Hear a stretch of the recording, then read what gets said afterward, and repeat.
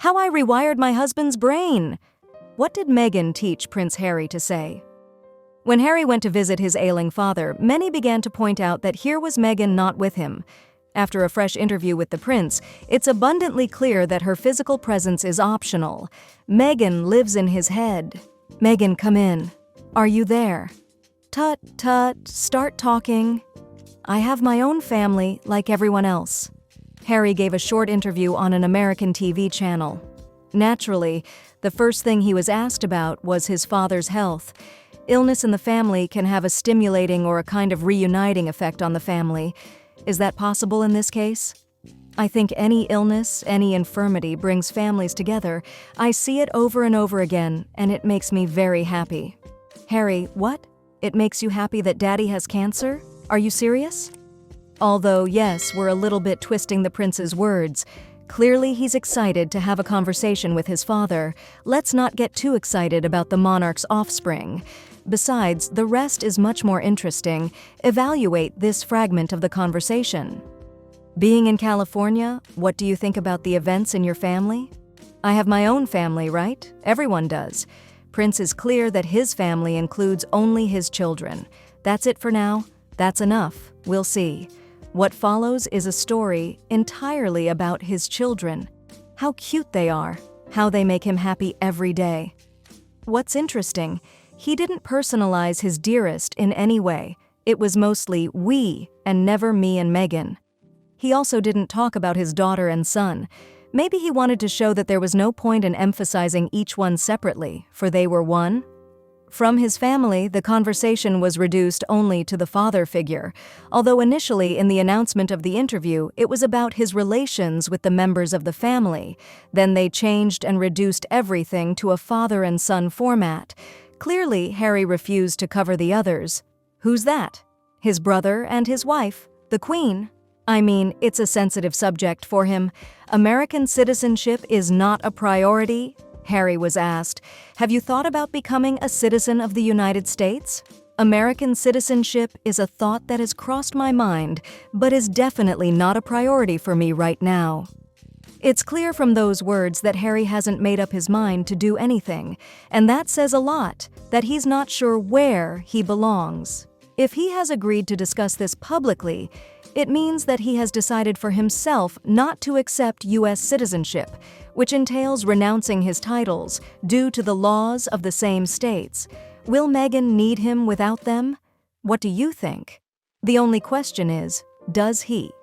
Considering who the man is in this family, Ms. Markle herself has that trump card up her sleeve.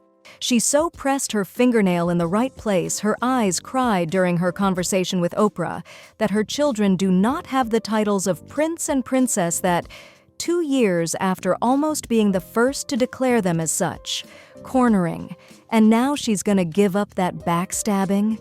You've got the wrong girl, Meghan explained. Of course, that not having titles doesn't guarantee their safety. But let's be honest, the Sussexes' safety is not at stake, simply because no one cares about them to that extent. All this talk of paparazzi racing is a publicity stunt and an attempt to make themselves look important. What was Harry's blabbering like with his mom? We treat his late mother impartially, but it is stupid not to recognize that the weight that Princess Diana had, Harry and his wife do not have in the past, and no one is going to chase after him. And Meghan realizes it perfectly well and herself. So she arranges for accidental pictures with the paparazzi when she goes to the market or beauty salon. But apparently, having failed on projects in 2023 and a barrage of criticism from American showbiz bosses, Markle has managed to get out of it and make an agreement with a podcast media platform that is not very popular, but still a media platform. They have the Undefeated Games, which they're holding on to tightly, and which will be held as long as they are needed as a political propaganda tool for the West. They have The Lake House, a super mega literary masterpiece by one Carly Phocion that describes, what would you think? Well, of course, Harry and Meghan's love. And Markle bought the screen rights to this heartbreaking work, The press is outraged that Harry's burning bridges. He's not burning any bridges. Harry didn't go to his father by jumping on a plane, as he says. He, having learned of the diagnosis, which could have any number of consequences, flew to clarify his position in the current situation. Apparently, his father clarified some details for him. Apparently, they didn't satisfy him as much as he wanted them to. Plus his brother's behavior of complete ignorance, and his unwillingness to tear up the titles is Meghan's intention to play up her children by Harry in the long run.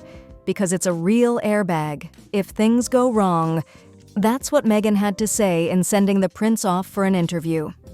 Many who don't particularly sympathize with Meghan Markle often attribute their attitude to the Duchess's lack of sincerity and feigned kindness. All the more so because recently, the web was abuzz with footage of Meghan's really mean moments when she thought no one could see her. However, the behavior and speeches of the Sussexes, which they usually make at charity events of their Archewell Foundation, are no less heatedly discussed. Criticism of the couple boils down to the following claims. The Sussexes seem to have ceased to be trusted. It is now unashamedly said of the Sussexes that they are simply wallowing in self-promotion on other people's problems. There are also claims of a linguistic nature. In particular, it was noted that Meghan cannot talk without homogeneous members of the sentence, as if one word is not enough. Meghan's spouse is also keeping up. At Mental Health Day, he stated, "Turn pain into purpose." What did the Duchess say in her own speeches back in the day? Well, here's a quote from a trip to Fiji, for example. "Everyone should be allowed to get the education they want, but more importantly, everyone should be allowed to get the education to which they are entitled." How's that for a really cool speech? Write it down. And here's Meghan's today, which sounds something like this. "I'm confident that with more ears, awareness, and visibility of what's really going on, we can make a significant difference together." Would you say we're piling on? And that ears is a kind of idiomatic expression in general and we didn't get it? No.